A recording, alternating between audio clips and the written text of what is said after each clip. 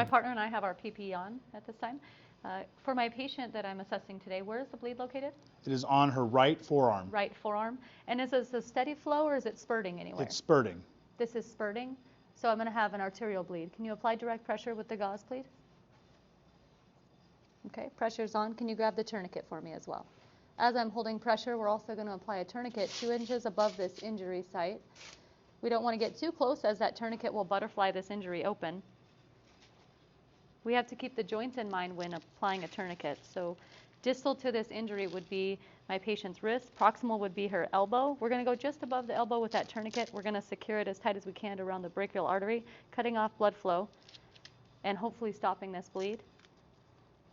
As that tourniquet's in place and we've applied direct pressure, is my bleed controlled? The bleeding is controlled. Okay, we're going to write the time on this tourniquet if indicated. If there's no time indicator, we'll write it on the patient or somewhere near her so that we can tell the hospital exactly when we place that tourniquet.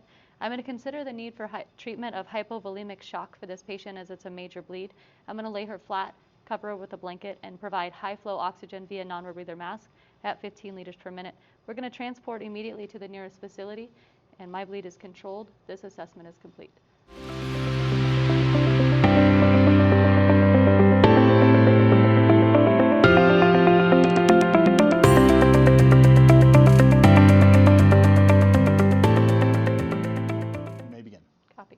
BSI is on for my partner and I. Is our scene safe? The scene is safe. Okay.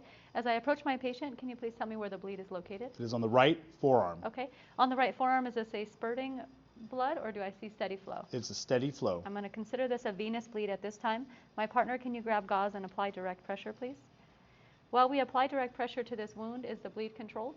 The bleeding is not controlled. Okay. At this time, we'll apply more gauze to this bleed and more pressure, trying to control this bleed before we wrap it.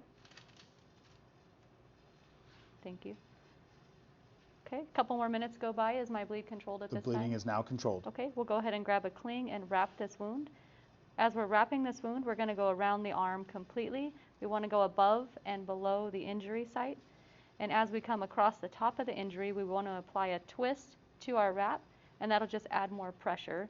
You do that about 2 or 3 times on top of the wound to apply direct pressure and hopefully keep this bleed controlled.